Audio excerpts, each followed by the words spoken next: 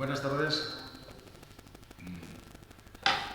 La Asociación de Amigos de Unamuno en Salamanca les agradece mucho su presencia hoy, especialmente considerando las cuestiones climatológicas, que no es precisamente el día más apacible para salir a la calle, sobre todo si se está en casa calentito y a gusto.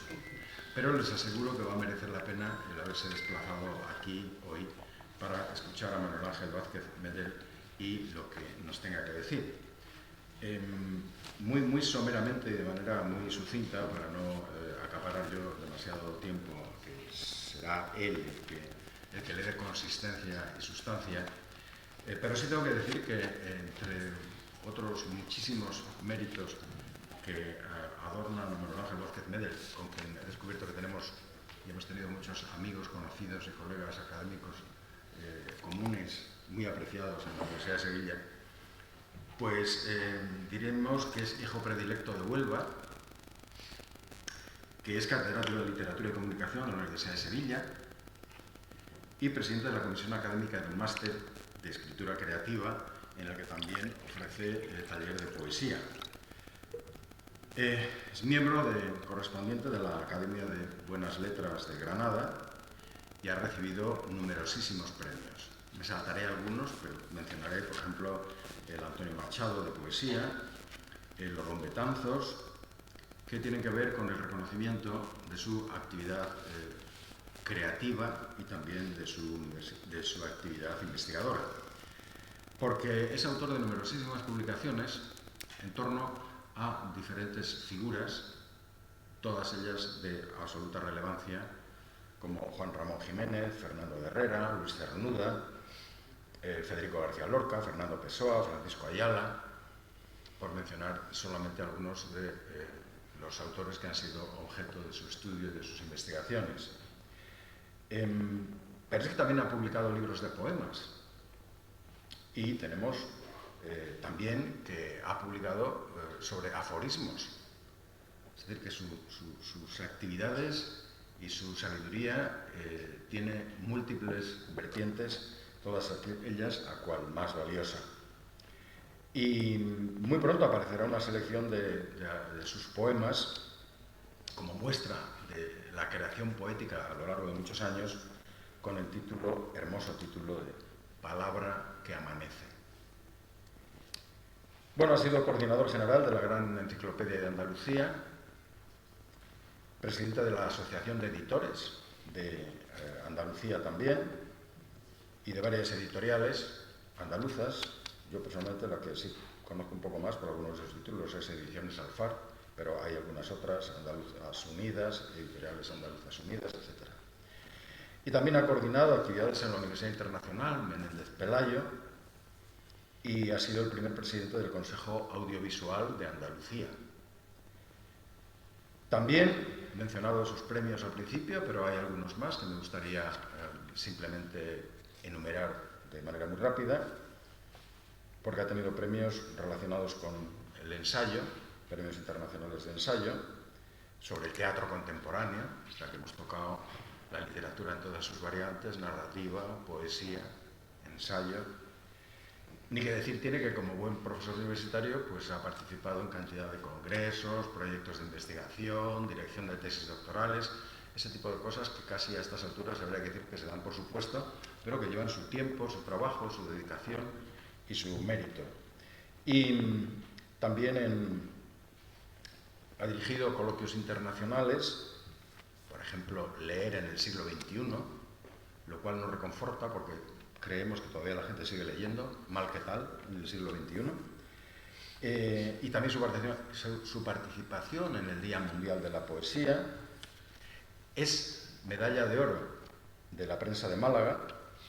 Tiene también la medalla de la Universidad de Huelva, como ya he dicho, es hijo predilecto de Huelva.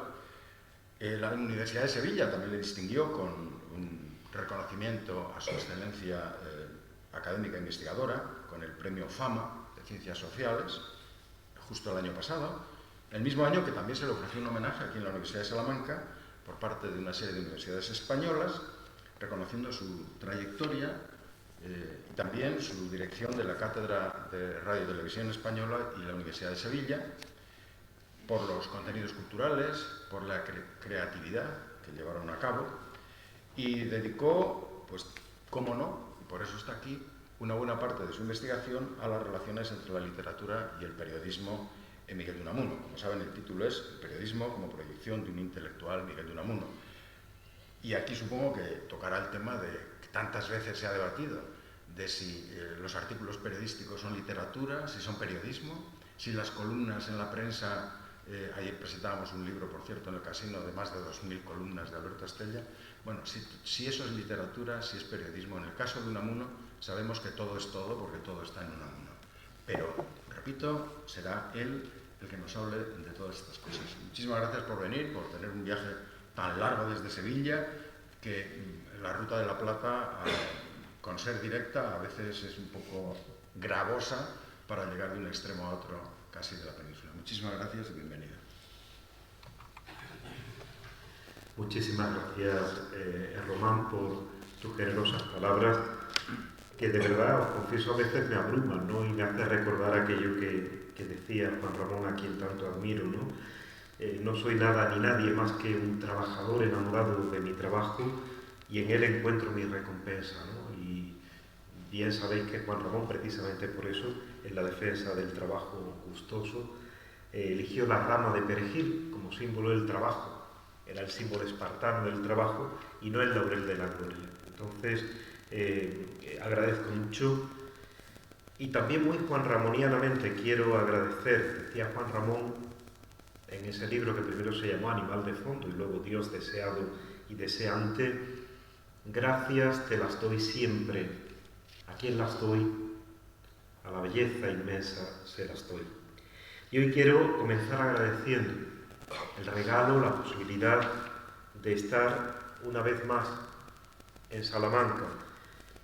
Un lugar muy especial para mí. No me voy a poder detener en ello, pero quiero comenzar agradeciendo a la Asociación de Amigos de Unamuno, a Francisco Blanco, a Luis, que amablemente me vino a recoger a mi llegada del tren a Salamanca, por supuesto a Román su presentación, pero sobre todo a quienes estáis aquí desde la asociación y que subrayáis una dimensión fundamental en la que luego me pararé un momento, que es la amistad, tan importante para la vida y tan importante, por supuesto, para Miguel de Unamuno y para Miguel de Cervantes, que también haré alguna conexión, aunque Unamuno era más quijotesco que cervantino.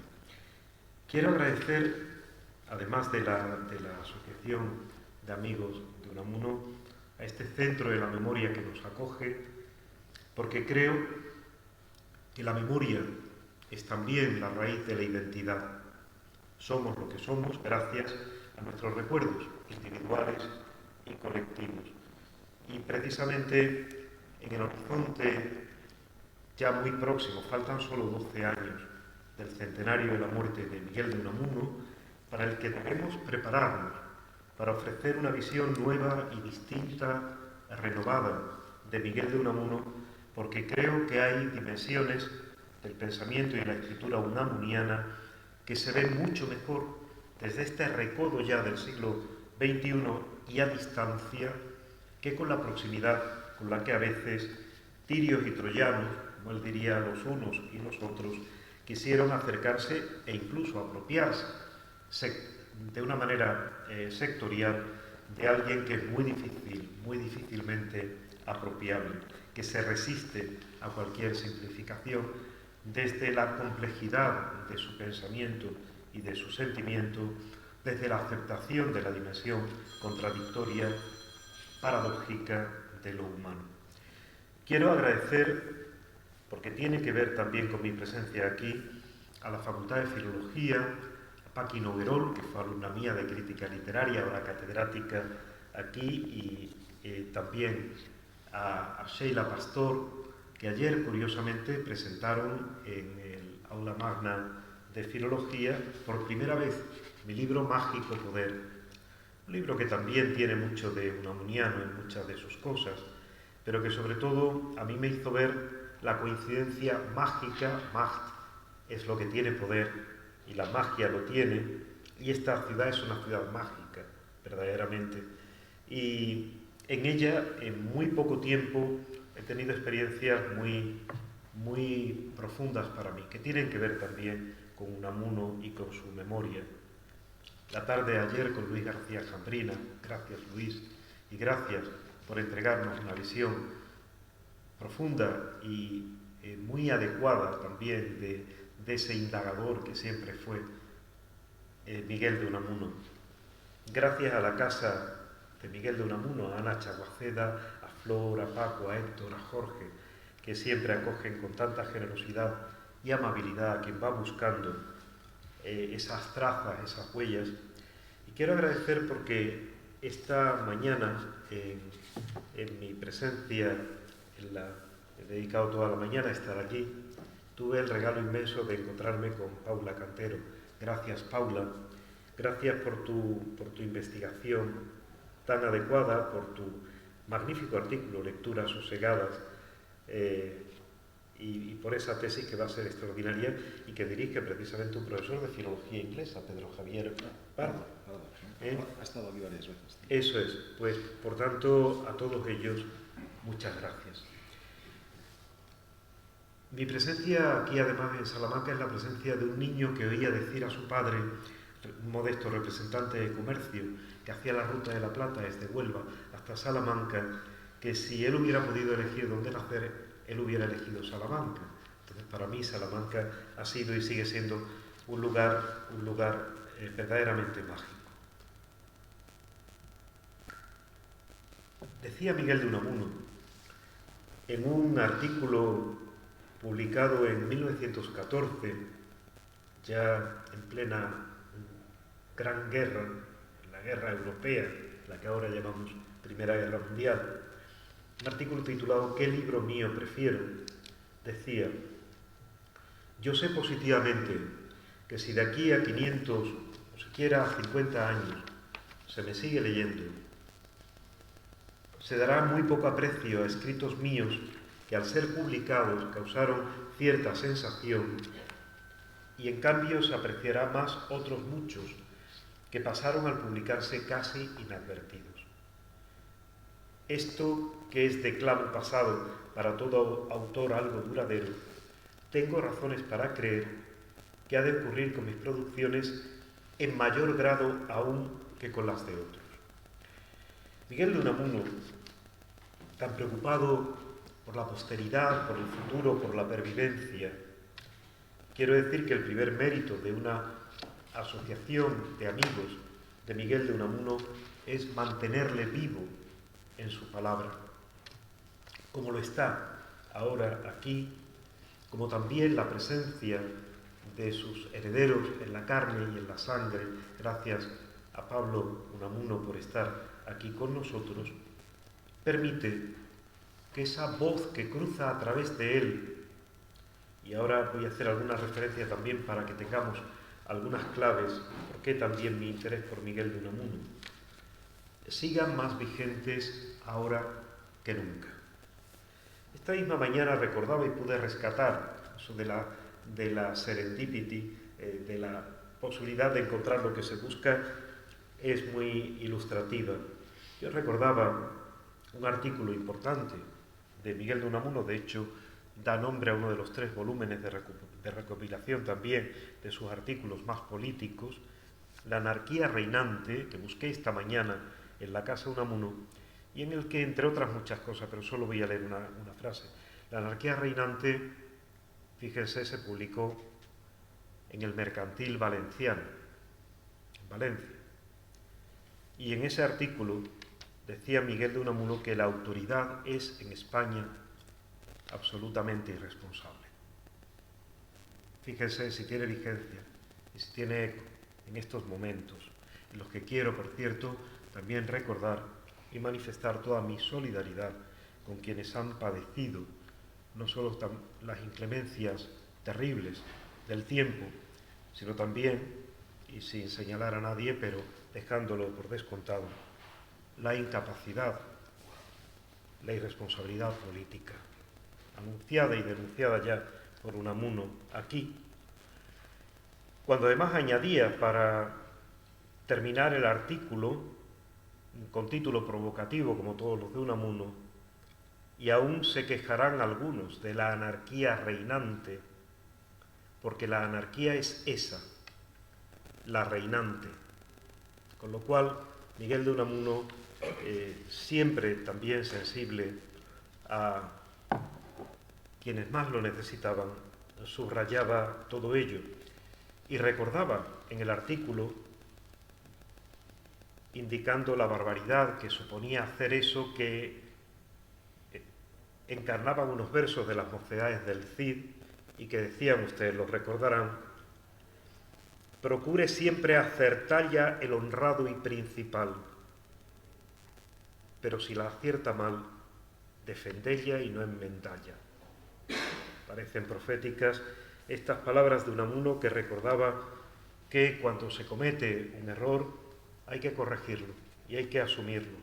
Y creo que ser amigo de Unamuno y ser unamuniano es aceptar también la dimensión a veces contradictoria de su propio pensamiento y el hecho de que Miguel de Unamuno, como él mismo reconocía, en su voluntad de estar presente y de animar, que es a lo que va mi propia intervención, la vida pública, la creación de un pensamiento crítico en la ciudadanía, cuando él denunciaba que para haber auténtica democracia, la ciudadanía, la gente, debería tener una educación y una capacitación crítica y creativa, y que si no, en lugar de democracia, lo que había era una analfabetocracia, algo que también parece tener bastante que ver con el momento que estamos viviendo no solo en España, sino en todo el planeta, y que nos sirve de advertencia y que nos subraya la vigencia increíble, extraordinaria de Miguel de Unamuno. He tenido la suerte de poder compartir la vida y de hablar con personas extraordinarias para las que Miguel de Unamuno fue importante, y también quiero en este acto rendir mi tributo de gratitud a ellos, que me hicieron percibir esa mirada poliédrica que es la que yo tengo de Miguel de Unamuno, aceptando sus luces y aceptando sus sombras, desde su radical humanidad. Hablé mucho con Francisco Ayala, cuyos últimos 20 años de vida pude compartir con él y que alcanzó a conocer y a tratar a Unamuno, y que tiene algún ensayo interesante de Unamuno sobre él.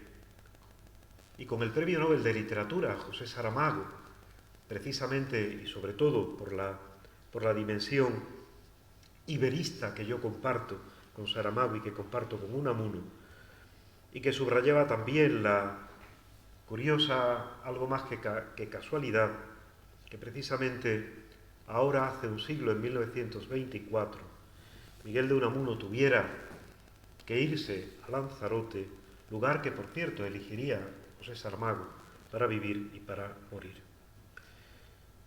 Y he podido hablar mucho de Unamuno con Pedro Cerezo Galán, que tiene uno de los mejores volúmenes sobre la dimensión trágica del pensamiento unamuniano, y a quien tuve el honor de tomar el testigo en la dirección del aula Ortega y Gasset de la Menéndez Pelayo en Santander, que comenzó él dirigiendo y que seguí dirigiendo yo en 2005. Y con Iris Zabala, que vino aquí a Salamanca a hacer su tesis doctoral sobre Miguel de Unamuno y que subrayó la conexión de Miguel de Unamuno con el pensamiento dialógico de Mijaíl Bajtín, la importancia de la dialogía, de la polifonía en el pensamiento unamuniano. Y también, como he dicho ahora, pues con Luis García Jambrina y con otros grandes impulsores de la lectura rigurosa, fiel, en diferentes tradiciones interpretativas del pensamiento unamuniano, que nadie debe apropiarse. Nada sería menos unamuniano que convertirse en el pretendido defensor de la ortodoxia del pensamiento de un heterodoxo, como Miguel de Unamuno. Por tanto, creo que también Unamuno permite esa multitud que yo también, admirador profundo de Fernando Pessoa, creo que se da en todos nosotros, pero en algunos seres humanos más que en otros. Esta mañana comentaba que en un artículo de un volumen colectivo dedicado a Unamuno, Pedro Laín Entralgo ponía muy bien la llaga en la variabilidad de vidas sucesivas y vidas complementarias en Miguel de Unamuno. Él indicaba 5 etapas o vidas sucesivas, es decir, aquellas en las que con una unidad interna, diferenciables entre sí, sin mengua de la identidad variable, cambiante de las personas en el tiempo, llevaba cierto cambio cualitativo en el modo de ser. Y él subrayaba, ahora habría que reescribir aquello ya formulado a final de los 80 por Laín Entralgo y matizarlo mucho, pero era muy interesante y tiene que ver con ese momento central de mi intervención, que será la defensa de la escritura periodística y del periodismo como proyección no solo de un intelectual, sino de un creador.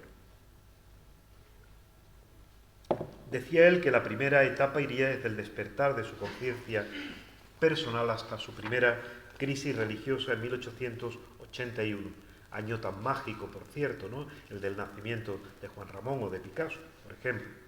La segunda, desde esa primera crisis religiosa hasta los tormentosos días de la segunda, 1897, el año previo a la crisis tremenda del 98, con lo que acentuó que a lo largo de su vida Miguel de Unamuno estuvo también en una sintonía peculiar con eso que ahora Pierre Bourdieu llamaba el campo cultural, el ámbito económico, político, histórico, pero sobre todo también artístico y literario, ese campo cultural. La tercera, decía Laín Entralgo, desde esos años finales del siglo XIX hasta su regreso del exilio en 1930. A mí es la que se me antoja excesivamente larga. Probablemente en esta tercera etapa que apunta Laín Entralgo habría que indicar puntos de inflexión, al menos. La cuarta, desde su renovada instalación en Salamanca hasta los días que preceden al 12 de octubre del 36, y la quinta, desde esa fecha hasta su muerte, el 31 de diciembre. Con lo cual vemos también que en la mirada de Laín Entralgo las vidas sucesivas de Miguel de Unamuno eran cronológicamente muy diversas, desde apenas unos meses, en las que marca como la última estación vital de Miguel de Unamuno, hasta alguna a la que asigna más de 3 décadas. En cualquier caso, en ese tiempo de vidas sucesivas, también Laín Entralgo señalaba esas vidas simultáneas: el hombre agónico, el pensador poeta, el reformador de España, el universitario y el hombre familiar. A cada una de ellas podríamos glosar, añadir, matizar, porque de eso se trata, de acercarnos a Miguel de Unamuno, que siempre intentó ser un incitador y un excitador del pensamiento, para que cada cual hiciera por el camino de su propia vida la búsqueda del sentido, que creo que más que ninguna otra dimensión es lo que caracteriza el núcleo vital de Miguel de Unamuno. Claro que sí, como han señalado muchos, el propio Ricardo Senabre, ¿no? Claro que la condición del ser humano como un ser material, mater materia, ¿verdad?, de carne y hueso. Claro que sí, esa especie de aspiración o de anhelo, de apertura a la trascendencia, a la eternidad, que no es precisamente el de las religiones que se rigen por dogmas y por ortodoxias, ¿no?, sino que es una herida abierta y que mantuvo abierta hasta el final. Claro que sí, la búsqueda de la verdad, esa es la que algunos, incluido Francisco Blanco, ha insistido en ese latigazo unamuniano, la verdad por encima de todo, incluso por encima de la paz. Pero habría que explicar de inmediato que una paz que esté basada en la mentira no puede ser nunca una paz. Habría que indicarlo. Y ahí yo precisamente quiero marcarles también como hilo conductor de lo que yo quise apreciar en su momento y hasta donde me alcance mi exposición, porque no quiero que exceda 40-45 minutos para acoger las preguntas, las discrepancias, para entrar en diálogo, no entrar en diálogo, a propósito de Unamuno sería un gran disparate, ¿no? La dimensión dialógica, también tan presente en Cervantes y sobre todo en su obra mayor, la que más admiraba hasta extremos quizás excesivos, Miguel de Unamuno, la dimensión dialógica de la existencia está presente. E incluso esos monólogos o monodiálogos participan de la dimensión dialógica, de la capacidad reflexiva, tan presente también en ese Antonio Machado que tanto admiraba a Unamuno, como podemos apreciar, lo comentábamos hace un momento, en esa correspondencia riquísima entre Machado y Miguel de Unamuno, ¿no? Converso con el hombre que siempre va conmigo, quien habla a solas, espera hablar a Dios un día, ¿no? Eso es la reflexión, reflejarnos y hablar también, incluso con nosotros mismos, en esa búsqueda de las raíces de la identidad, de ese yo sé quién soy, que esta mañana comentábamos que era uno de los grandes elementos incitadores de Cervantes en el Quijote y, por supuesto, de la propia búsqueda unamuniana. Pues bien, yo lo que vengo a plantearles, y lo voy a hacer embrionariamente por si no me da mucho tiempo a desarrollarlo, y así desarrollo solo lo que a ustedes les interese, es que para Miguel de Unamuno la escritura periodística no fue un complemento de su actividad de escritura y no fue, mucho menos, una pérdida de tiempo ni una pérdida de energía. Coincido plenamente con González Martín cuando dice, contra lo que algunos comentaristas han afirmado, la actividad periodística de Unamuno no fue nunca una pérdida de tiempo, ni siquiera una distracción de los asuntos más profundos de su quehacer literario, sino que responde a una seria toma de conciencia de lo que debe ser la misión del escritor y a la convicción de que el periodismo es un poderoso vehículo entre él y el público. O como también Luis Urrutia señalaba en ese artículo muy clarificador, que tenía una pregunta y ya una respuesta: ¿Unamuno, periodista o escritor? Escritor y periodista. O como recordaba Mainer, la mayor parte de la producción de Unamuno se desgranó en la casi diaria colaboración periodística, cuyo conocimiento por parte de la crítica no es aún ni completo ni sistematizado. Décadas después de decir esto Mainer, seguimos con esa necesidad de disponer, algún día lo tendremos, ya la Casa Museo está haciendo una labor espléndida y tenemos online ya miles de artículos de Unamuno, pero seguimos y sin tenerlos todos y sobre todo sin marcar la conexión profunda de la escritura periodística de Unamuno, que se calificó a sí mismo como un escritor ovíparo frente a los vivíparos, precisamente para justificar que él iba viviendo y lanzando y que luego incubaba, como veremos hasta qué punto, su obra de reflexión, de pensamiento, de creatividad. Y hoy, desde el siglo XXI, también vemos y apreciamos que uno de los grandes méritos de Miguel de Unamuno fue romper los corsés entre los géneros literarios, hibridarlos, hacer como hizo Cervantes en el Quijote, que cuando yo le explico a mis alumnos, no digáis que Miguel de Cervantes es el inventor de la novela, ya había novelas antes de Cervantes, es el inventor, el creador y el máximo exponente de la novela moderna. ¿Y en qué consiste la novela moderna? En entender que la novela, que narrar, que contar, que es un existenciario, es algo inherente a la vida, necesitamos contar y contarnos, y es lo que hacía Unamuno. La narración, el relato como la vida permite todo. Y Miguel de Cervantes, por primera vez, sobre todo en el Quijote, dice que en el Quijote puede haber poemas, pues claro que sí, y que puede haber discursos, y los hay hermosísimos, y que puede haber novelas dentro de la novela. Y él se quejaba al principio del segundo Quijote de 1615 de que la gente no hubiera apreciado el valor y la función que tenían las novelas intercaladas en el Quijote, aunque haciendo caso al público lector, no lo hizo ya en el Quijote de 1615, ¿no?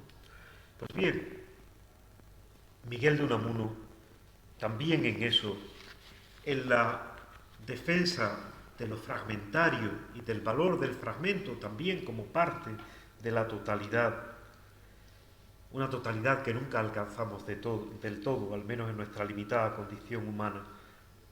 Defendía esa función, ese papel, esa dedicación que él tuvo a la escritura periodística.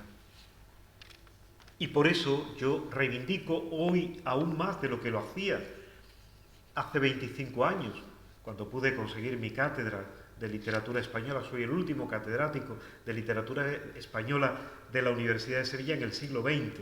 Ya mis compañeras y compañeros lo son del siglo XXI, pero yo cierro una tradición de cátedra de literatura en la Universidad de Sevilla, en la que estudiaron Juan Ramón o Cernuda y en la que fueron profesores Jorge Guillén o Pedro Salinas, que también dijo cosas muy importantes sobre Cervantes y el Quijote y sobre Miguel de Unamuno, del que, por cierto, decía Pedro Salinas, catedrático de literatura en la misma universidad en la que yo lo soy ahora, ya por poco tiempo, al final de mi vida académica, que había dos grandes lectores en la historia de la literatura española.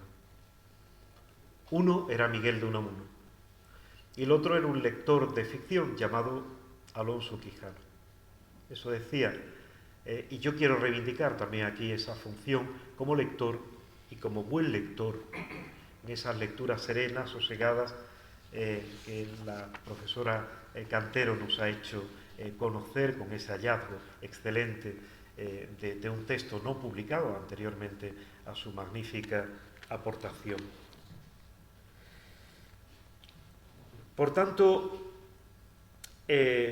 Unamuno, que ya decía en Vida de Don Quijote y Sancho: yo forjo con mi fe y contra todos mi verdad, pero luego de así forjada ella mi verdad se valdrá y sostendrá sola y me sobrevivirá y viviré yo de ella.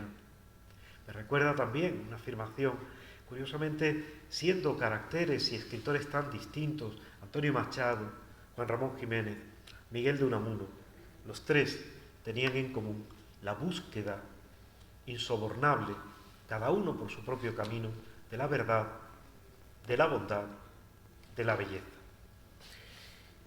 Y Juan Ramón también decía, al final, mi cuerpo muerto junto a mi obra viva, que es lo que yo reclamo ahora para Miguel de Unamuno, vivo en su palabra, garantizada esa perennidad, esa pervivencia, esa reactualización y vigencia del pensamiento y del sentimiento unamuniano. Alguien que decía, lo recuerdan en el artículo a mis lectores, ¿no?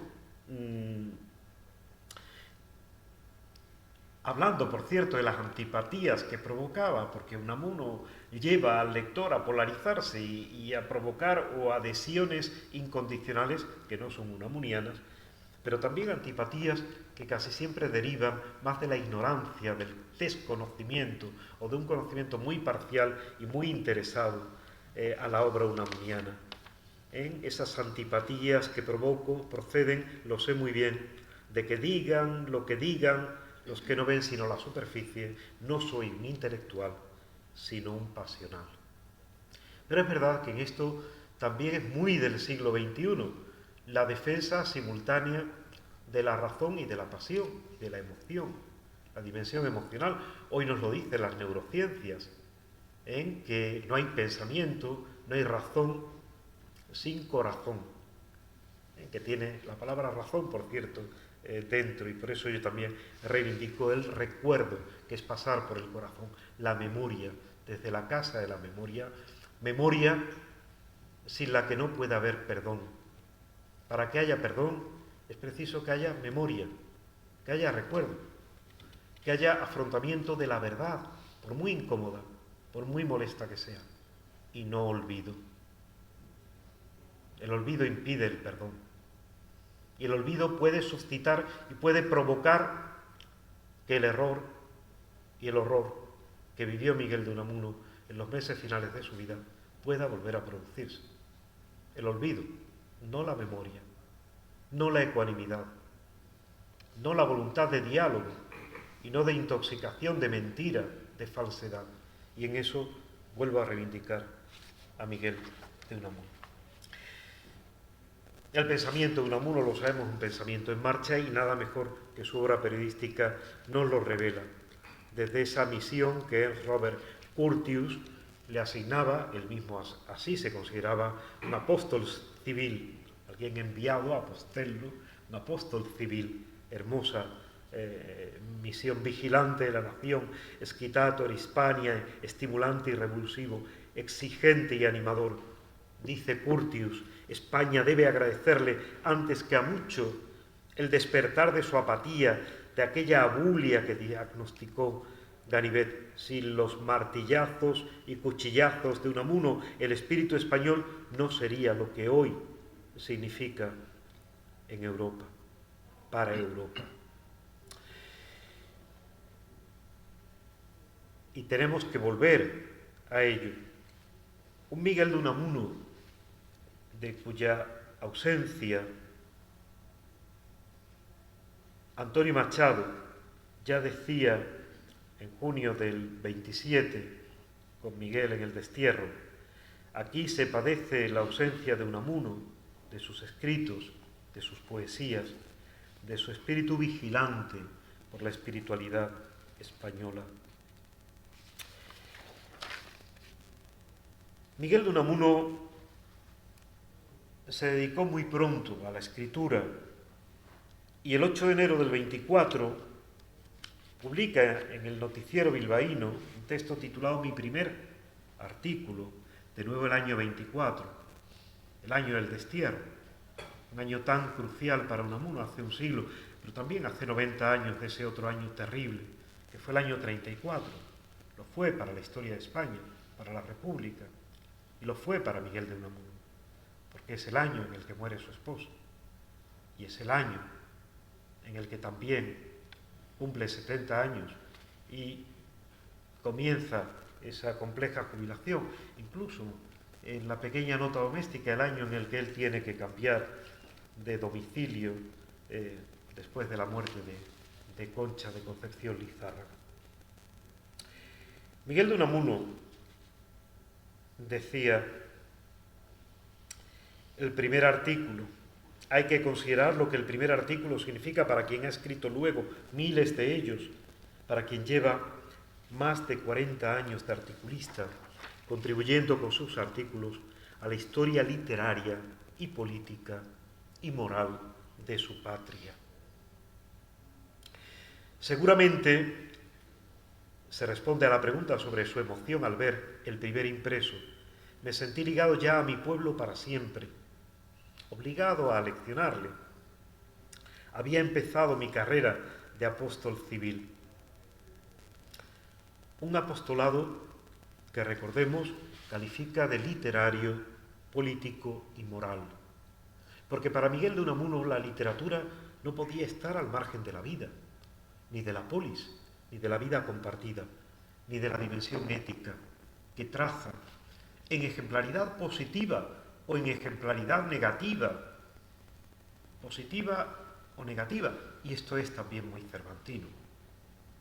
Alguno ha dicho que Miguel de Unamuno escribía a veces novelas poco ejemplares, en absoluto, del todo ejemplares, absolutamente ejemplares, haciendo como Cervantes, que no tuviera tanta devoción por Cervantes como por Don Quijote, ejemplaridad positiva, ejemplos de lo que había que hacer y seguir, pero también ejemplaridad negativa, poner delante de nuestros ojos esos errores y horrores que no habría que seguir. La ejemplaridad negativa en la escritura periodística de Miguel de Unamuno, señalando siempre, no es eso, no es eso, no se puede hacer, no se puede decir eso, me parece que es una visión que tenemos que rescatar desde el siglo XXI. Decía Unamuno, por cierto, en el 24, que llevaba escritos ya más de 4.000 artículos, pues tenemos que rescatarlos. Sé que hay grandes proyectos, que algunos han quedado parados, que tampoco vamos a encontrar nada que cambie radicalmente nuestra visión de Unamuno, pero sí que pueda perfilarla, sí que pueda arrojar un matiz, una conexión. Ese artículo, que curiosamente decía lo recordaba, no lo tenía delante. Cuando él escribe en el 24, mi primer artículo no lo tenía delante, lo cual es mucho más valioso, porque nos habla de un hombre muy memorioso, que tenía una memoria verdaderamente extraordinaria, pero una memoria que también podía incurrir en pequeños errores. Dice, debió de ser hacia 1880, hace ya pues cerca de 44, y se publicó aquí en las columnas de este diario, el Noticiero Bilbaíno, que tenía entonces solo 6 años de vida. Solo me acuerdo de su título, La unión hace la fuerza. Pues bien, ni el año es exacto, ni el título es exacto, porque el artículo se publica el 27 de diciembre de 1879, no en 1880. Unamuno acababa de cumplir 15 años, no 16, como él recuerda, 15 años. Curiosamente los mismos que tenía cuando pintó algunos de los cuadros que se conservan en la casa de Unamuno. Y sí, se llamaba, el título era La unión constituye la fuerza. Y él recordaba sus circunstancias. Curiosamente, un llamamiento a la unidad, un llamamiento a la unión, el primer artículo de Unamuno, con 15 años. Me sentí llamado a exhortar a mis paisanos, a mis conciudadanos, a la unión, a olvidar las diferencias entre liberales y carlistas, entonces no había más, a borrar el recuerdo del 2 de mayo de 1874, a formar todos un solo frente, bajo la enseña de Euskal Herria. Tampoco se conocía ese disparate lingüístico de Euskadi, invención desatinada de Sabino. No había surgido el pseudo pascuense de alquimia. Lo leo porque me parece interesante, un llamamiento a la unidad entre liberales y carlistas. Un Miguel de Unamuno que era esencialmente liberal, verdaderamente liberal. Me decía Francisco Ayala, ya metido en el siglo XXI, ustedes saben que Ayala murió con 103 años y que conservó la memoria y la lucidez hasta el último momento, que a él le daba vergüenza a veces ya llamarse liberal en un mundo que había hecho en el neoliberalismo, del liberalismo lo contrario a lo que había sido la tradición liberal en España, que era defensa de la libertad, claro que sí, la propia y la ajena, desde la responsabilidad, concepto unamuniano, si eres libre para elegir, tienes que responder de las elecciones que han hecho. Ahora algunos proclaman libertades sin responsabilidad y sobre todo, como me decía Ayala, claro que nosotros defendíamos la libertad, pero también la igualdad y la justicia social, también la fraternidad. No era la libertad de uno contra la libertad de los demás y al margen y sin importar un bledo las desigualdades, las injusticias y la imposibilidad de construir una sociedad fraternal. Por tanto, ese primer artículo ya nos refleja ese deseo, esa voluntad de un joven con 15 años de poner su voz al servicio de su pueblo y al servicio de la unidad.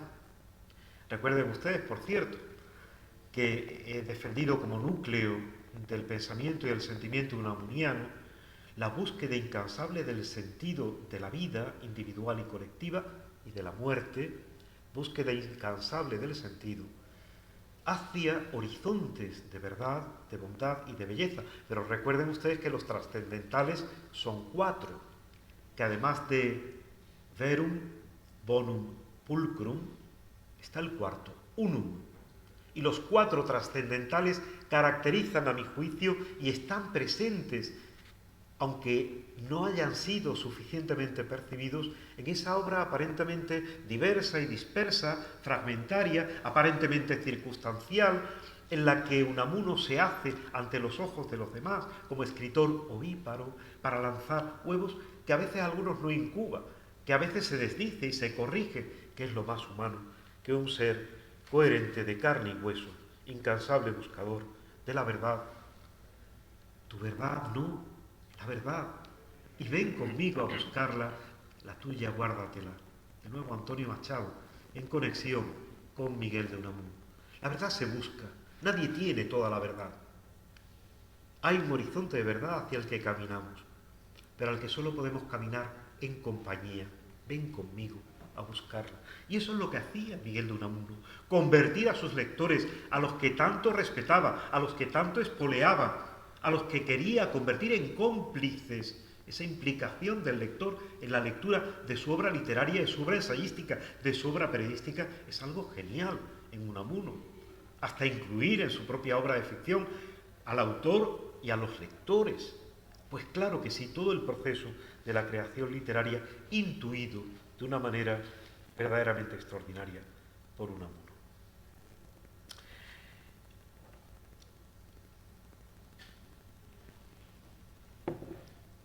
Cuando él recuerda ese primer artículo, que si no puedo ir mucho más allá, luego le resumo y ya les doy la palabra, dice, su estilo, estoy seguro de ello, sería en su fondo, no tiene el artículo delante, en sus huesos, el mismo de que hoy me valgo para desnudar mi pensamiento, no para revestirlo. Esa desnudez, ese desnudarse ante los demás, una desnudez terriblemente púdica, no es una desnudez obscena, de alguien que a veces dice, me desnudo tanto que a veces es mi esqueleto más que mi carne la que enseño a los demás, el núcleo mismo. Porque hombre que haya permanecido más fiel a sí mismo, más uno y más coherente que yo, difícilmente se encontrará en las letras españolas. A esa fidelidad y coherencia, a esa unidad central, a esa espesura de caudal me han servido las que los tontos que me motejan de paradojista llaman mis contradicciones, el juego de las antítesis y antinomias de todo pensamiento vivo. Una vez más, Unamuno, en esa lucidez extraordinaria, es el mejor intérprete de sí mismo.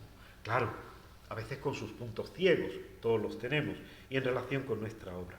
Por tanto, Unamuno se reconoce, en embrión hay, sin unión no hay nada, pues ser no existe en el universo que pueda existir solo.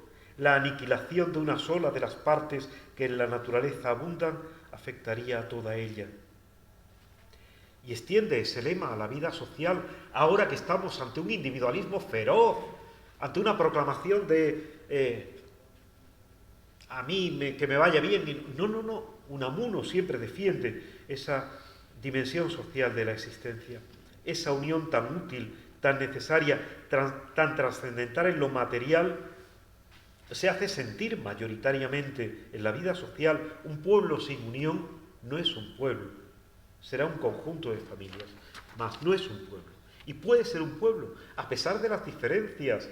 Miguel de Unamuno no quiere un pueblo uniforme, quiere un pueblo en toda su diversidad y en toda su pluralidad. Unamuno,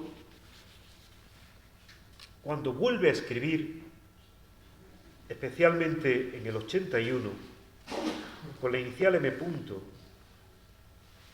En su segunda entrega periodística, ya no es un artículo de opinión, dirigido a espolear la conciencia de los demás. Ahora es un cuento. Sí, la segunda publicación que conservamos de Unamuno en sus escritos de juventud es un cuento ejemplar, la dimensión de la ejemplaridad. No hay mal que por bien no venga, en el que la ficción narrativa, la historia de dos hermanos, está también al servicio de la elevación moral que siempre procuró Unamuno en su tarea periodística. Pero su tercera colaboración y cuarta entrega, porque No hay mal que por bien no venga, se hizo en 2 entregas, curiosamente, como bien sabemos, también en gran medida Paz en la Guerra se haría por entregas. Unamuno se acogía y aprovechaba la posibilidad que le ofrecía el periodismo, aunque luego se quejaba y decía: yo me niego a leer las novelas por entrega, yo no me puedo quedar en el límite que me marca aleatoriamente lo que publica el periódico, yo quiero pararme en los momentos normales de mi proceso de lectura. Pero ya un cuento ejemplar se publica en 2 entregas. Curiosamente, el tercer artículo, cuarta entrega, es El canto de Grilo, que es una muestra de crítica literaria, un artículo de actualidad y de interpelación y de interpretación, un cuento ejemplar, un artículo de crítica literaria, sobre las décimas de Antonio Fernández Grilo, que comienza con una confesión de ineptitud literaria puramente retórica, porque ya vemos que tiene un conocimiento extraordinario, y reclamando, eso sí, algo que a mí me resultó curioso en mi lectura personal, su incapacidad para la envidia, a pesar de la envidia que él tendría que sufrir de los demás, como aquí, en Salamanca, la vivió su también admirado, y por supuesto para mí, Fray Luis de León, esa aspiración a vivir ni envidiado ni envidioso. O la envidia, que también, por cierto, aborda Luis García Jambrina ejemplarmente en su novela sobre Miguel de Cervantes, ¿verdad? También una invención literaria verdaderamente prodigiosa en ese sentido. Palabras de Unamuno. Atención. La envidia en general no tiene entrada en mi corazón, y menos la tiene la literaria, como no sea en el concepto de envidiar a los que tienen aptitud, de la que yo carezco por completo, para cultivar la literatura. A mí ni siquiera me ha pasado por la imaginación este cultivo, y mucho menos el de uno de sus ramos más bellos, que es la poesía. Me he contentado siempre y me contento con saborear la que otros cultivan y cosechan y me regalan generosamente. Pero aún así, no tengo paciencia suficiente para ver que en el mercado literario, como en otros mercados, se quiera vender por oro acendrado la falsificación de oro más vil. Caramba con Unamuno. Cuando además estoy convencido de que Unamuno creía que la expresión más alta, que el límite más elevado de la palabra literaria era la palabra poética.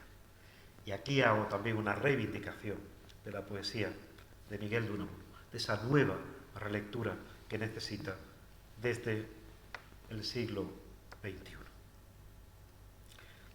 Curiosamente, las entregas siguientes, para darnos en el crisol de las primeras entregas a la prensa, todo Unamuno.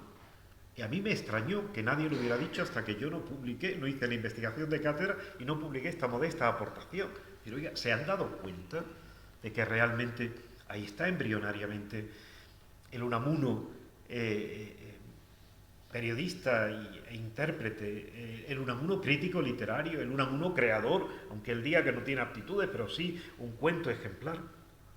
¿Y qué nos falta? El Unamuno traductor. Reivindico las traducciones espléndidas de Unamuno. Curiosamente se va al destierro de Lanzarote, como todos sabemos, ¿verdad?, con 3 libros y ninguno en español, porque se lleva el Nuevo Testamento en griego y la Divina Comedia y los cantos de Leopardi en italiano, en esa dimensión del Unamuno que ama la palabra, que ama las lenguas y cualquier lengua, y que intenta que todas ellas confluyan y enriquezcan el castellano, la lengua española, me parece también muy subrayable. Pues bueno, son una entrega y traducciones y arreglos de Edgar Allan Poe. La carta sustraída y enterrada viva, que publica en julio de 1881, así que mira si es oportuna la presencia y la conexión también de Unamuno con la literatura en lengua inglesa. Por tanto, yo reivindico aquí esa unidad en el perfil plural de Unamuno, ensayista, crítico, traductor, literato de ficciones muy diversas, periodista, a través del periodismo. Yo, en mi artículo que tienen ustedes a su plena disposición, El periodismo como proyección de un intelectual, del que les he traído alguna idea, modificándola y radicalizándola, creo que la tesis que yo sostenía ahora la veo aún más clara, 25 años después. Si Unamuno, que innova con tanto acierto en la concepción de lo ovíparo, de lo vivíparo, en el proceso de la escritura literaria, que introduce el neologismo de la intrahistoria, que por cierto yo utilicé en mi primer libro publicado sobre Juan Ramón Jiménez, sobre el campo andaluz, en la obra de Juan Ramón Jiménez, como una parte de la visión de la naturaleza tan importante para Unamuno, para Juan Ramón, para Machado, tan propia del espíritu institucionista, hay que reivindicar a don Francisco Giner de los Ríos, y lo subtitulé la intrahistoria de una comunidad de mujer en la escritura juanramoniana. Pues creo que la escritura periodística es la intrahistoria de la escritura literaria y ensayística, de la obra ya más perfilada, a veces por conjunción de sus propios artículos, con algún retoque, pero es la intrahistoria. Y si no entendemos esa intrahistoria, no entendemos la historia. Voy a terminar con alguna reflexión muy breve y muy oportuna ahora. Miren, de los reconocimientos, que yo en eso también soy muy ayaleano, ¿no? Ninguno pido, porque de verdad que encuentro la recompensa en el regalo de haber convertido mi vocación en profesión, ¿verdad? Y en hacer un trabajo gustoso, pero la recibo con mucha gratitud. Y es curioso. Yo ocupo una de las 2 cátedras que en España se convocaron con perfil literatura y comunicación, la de mi maestro y amigo Jorge Urrutia en la Universidad Carlos III, y la que yo ocupé en la Universidad de Sevilla, cátedra de literatura española, pero con perfil literatura y comunicación. Creo que a mí esa dimensión me abrió a ver en la obra de muchos autores dimensiones distintas de la comunicación, pero luego, curiosamente, la vida me permitió también bajar y mancharme con el barro de la historia. Miguel de Unamuno lo hizo, sobre todo cuando me piden, en el año 2005, que sea el primer presidente del Consejo Audiovisual de Andalucía, una institución al servicio de la ciudadanía, no al servicio de los partidos políticos, al menos yo así lo interpreté, y que debía velar por la ética de la comunicación. De hecho, la medalla de oro que me entrega la Asociación de la Prensa de Málaga ya en 2006 es por mi defensa de la dimensión ética del periodismo y de la comunicación, igual que un premio que yo tengo en gran estima en mi ciudad natal, en Huelva, el premio Ángel Serradilla a la ética de la comunicación, que antes de mí le dieron a personas a las que yo admiro, ¿verdad? La ética de la comunicación. Creo que eso es lo que defiende Miguel de Unamuno en esa otra parte de mi artículo que yo titulaba La actividad intelectual, literaria y periodística según Miguel de Unamuno. Y a partir de algunos de sus artículos. Voy a concluir con esto, trayendo más aquí la palabra de Miguel de Unamuno, que es lo que quiero que fundamentalmente sea este pequeño encuentro, esta comunicación. ¿Por qué no comunión? Yo reivindico mucho las palabras a veces apropiadas en exclusiva por las religiones en momentos de profunda unión, de profunda comunión laica, civil. Y también creo que Miguel de Unamuno la suscita, igual que también suscita elementos de dispersión y de confrontación, como me comentaban hace no mucho en una de estas conferencias por las que yo felicito a la Asociación de Amigos de Unamuno, ya más de 300 actividades en 12 años de fidelidad al pensamiento de Unamuno y de apertura a quienes podemos pensar de manera matizadamente diferente sobre lo que Unamuno pensó y escribió, porque realmente habría que tener la grandeza, la magnanimidad, esa alma grande de Miguel de Unamuno y no lo haríamos del todo, para intentar revivir, repensar esa gran magnitud. 1919. Notas sueltas de Miguel de Unamuno en España, en ese diario tan importante, llamado como El Sol después de Ortega, a que a través de los medios de comunicación se intentara regenerar una España tan degenerada.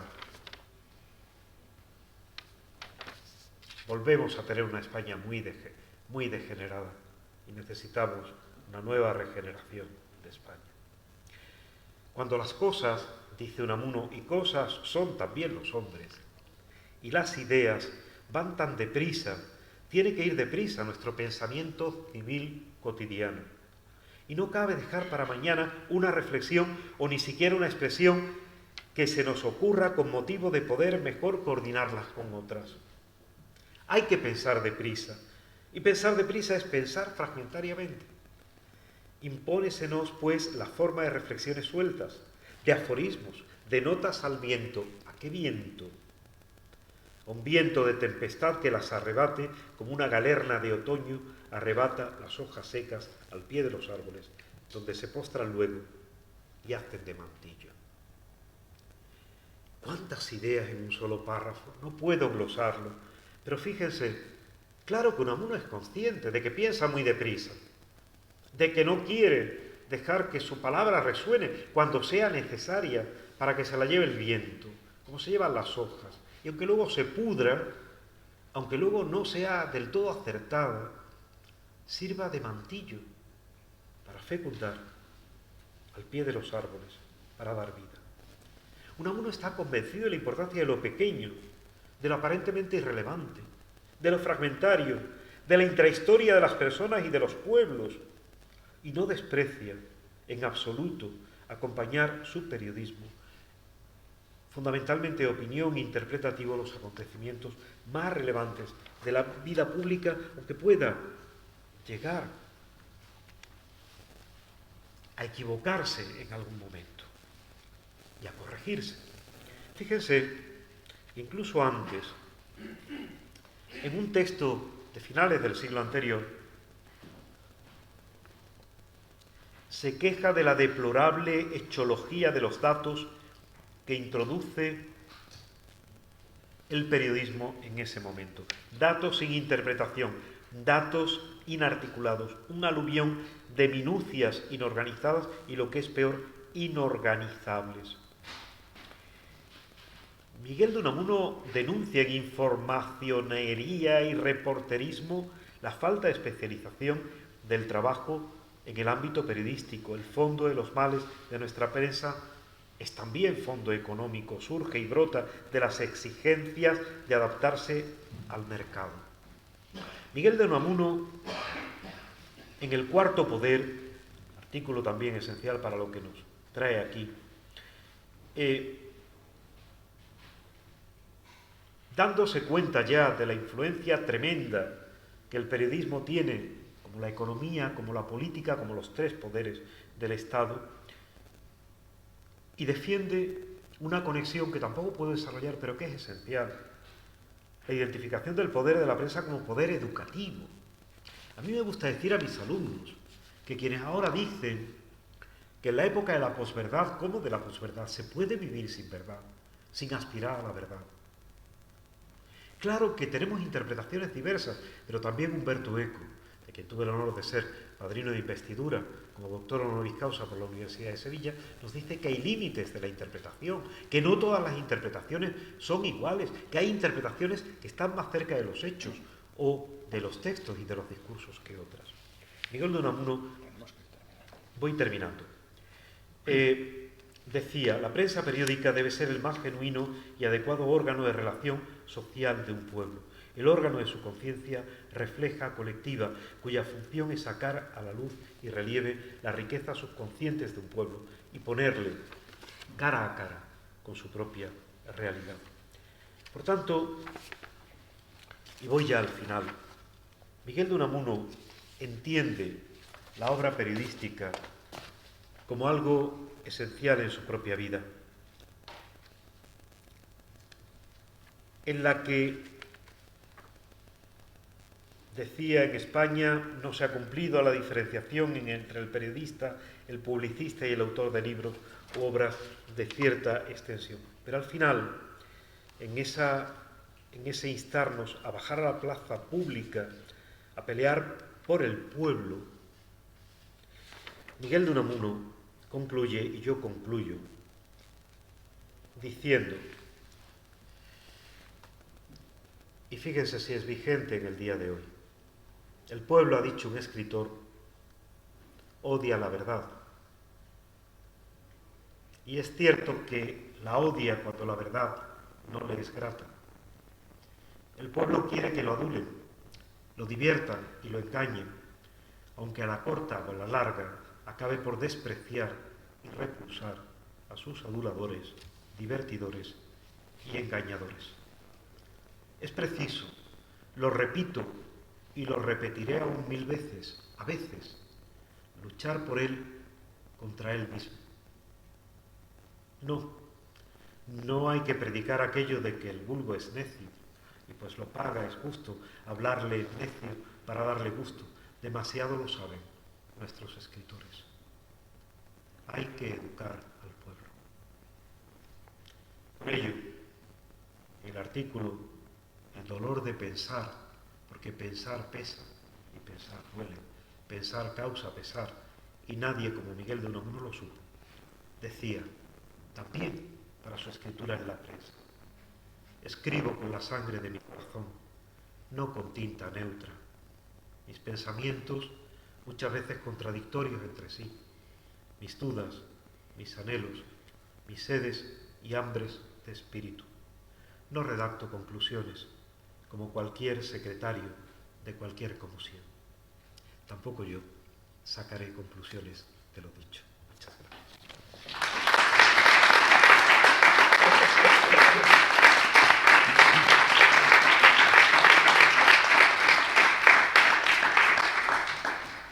Muchas gracias, Manuel Ángel. No sé cómo andamos de tiempo para tener unos minutos, porque él nos ha incitado a que haya alguna pregunta.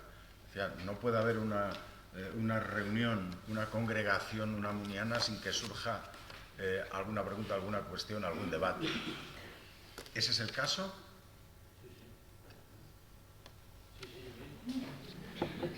De su sangre y de su carne, como decías, tenemos ahí la herencia. Por favor. Sí, Pablo. Lo primero quiero felicitar al conferenciante, agradecerle lo que nos ha enseñado esa faceta de que bueno, ya nos hemos presentado hace un momentito, nos ha acercado más a esa faceta literaria, que luego voy a referirme a lo que Román decía al principio, esa faceta literaria que es el periodismo. Creo que has conseguido lo que pedías hace un momento, la comunión con el auditorio. Estabas pidiendo, te trato de tú, nos hemos tratado de tú hace un momentito, y cuando hablábamos, creo que has conseguido esa comunión que estabas pidiendo hace un momento y lo has conseguido plenamente con el auditorio. Román, al principio, al presentarte, hizo una pregunta. Se contestará si el periodismo es literatura o no es literatura. No, claramente lo ha dicho, pero yo creo que la conferencia claramente nos demuestra que el periodismo, en el caso de uno por lo menos, el periodismo es literatura. Efectivamente, los temas del periodismo de Unamuno son tan variados porque habla de todo, claro, habla de política, habla de militarismo, habla de guerras, habla de monarquía, pero también habla de problemas de la ciudad, de problemas del campo, de la envidia, y de otros muchos temas, y que, bueno, yo creo que se puede considerar todo eso como una literatura cívica. Me parece que es importante que se le ponga este apellido a esta literatura periodística de una literatura cívica que efectivamente tiene un carácter polémico, porque la mayor parte de estos artículos, cuando habla de militarismo y de la monarquía, y del campo y de la ciudad, y de la sociedad que hay en las calles, de todo esto, bueno, un poco para despertar conciencias, y por eso digo que yo creo que podríamos ponerle ese apellido de literatura cívica. Pero creo que, contestando a Román Álvarez, que yo creo que sí, el periodismo yo creo que sí es literatura. No sé cuál es la opinión de este conferenciante. Pues ante todo y de todo corazón, muchísimas gracias, Pablo. Me emociona mucho estar en presencia de alguien que viene de la carne y de la sangre de Miguel de Unamuno. Lo digo de verdad, porque los seres humanos, independientemente de todas las creencias y opiniones, pero somos materia, somos cuerpo, somos carne. Algunos pensarán que son más, que somos más. Desde luego somos más que eso. Hay una actividad pensante y sintiente que excede y que culmina. Por tanto, me emociona mucho y me agrada lo que me has comentado. Y es verdad, no lo he abordado. Tengo un artículo que curiosamente me he dado cuenta estos días, revisando cosas, al final de mi carrera académica, comentaba Paco Blanco hace un rato, que me impresionaba mucho también su obra de teatro sobre Unamuno, porque recordaba un año muy crucial, el año 34, que es el año de la muerte de Concepción Lizárraga, y yo le decía, me impresiona mucho, es que yo tengo ahora la edad que Unamuno tenía entonces, y Unamuno se jubila, mi jubilación forzosa es en el año 26, podría ser emérito, pero no, por ahora no me lo planteo. Y se decía que Unamuno, si contamos también los años del exilio, había estado 43 años como profesor universitario. Yo llevo 45, creo que es lo único en lo que le gano a Unamuno. Llevo 45 años de profesor universitario.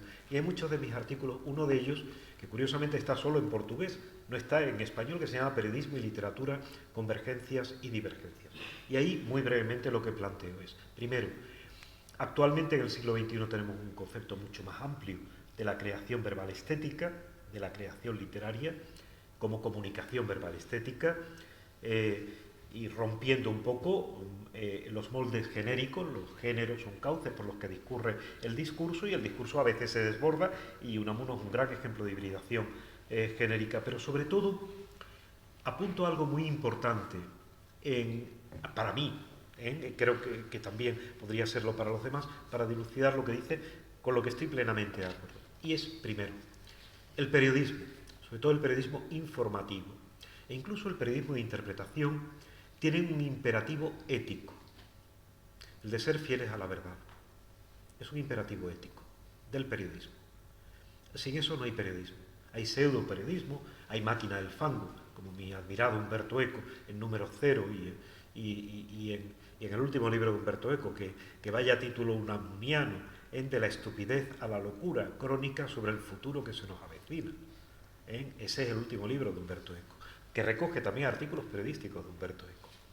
Por tanto, el imperativo del periodismo, que también se ha convertido en un continente de contenido muy diverso, económico, político, social, también literario, tiene un imperativo ético de caminar hacia la verdad, y no de decir mentiras o medias verdades al servicio de no sé qué intereses. Eso es el antiperiodismo. Del mismo modo que la comunicación verbal estética, que está exonerada de ser un discurso factual, un discurso sobre hechos, y que por tanto no es como algunos decían, ¿no? La mentira de la ficción. No, la ficción está más allá de la verdad y la mentira. Solo puede ser verdadero o falso un discurso factual, un discurso sobre los hechos. El discurso de ficción no es ni verdadero ni falso, es otra cosa. Y ahí el imperativo del discurso literario es un imperativo estético.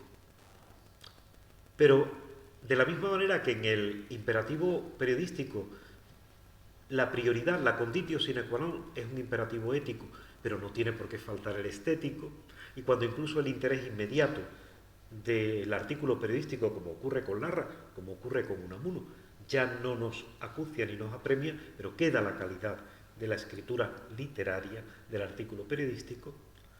Ocurre también recíprocamente con la comunicación verbal estética de ficción, sea realista, sea fantástica, y es que no tiene por qué perder el imperativo ético. Yo diría más, tiene que tener, junto con el imperativo estético, el ético. Entonces hay una gran proximidad, a veces más hacia un extremo, a veces más hacia el otro.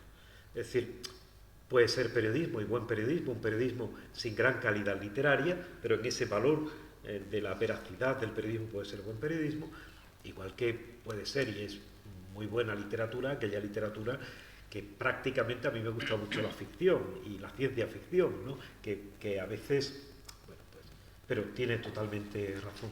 Y eso en Unamuno se da ya y se expresa con mucha riqueza para el tiempo que hace que todo esto transcurrió y para no estar en la época de los fakes y de la posverdad, como se dice.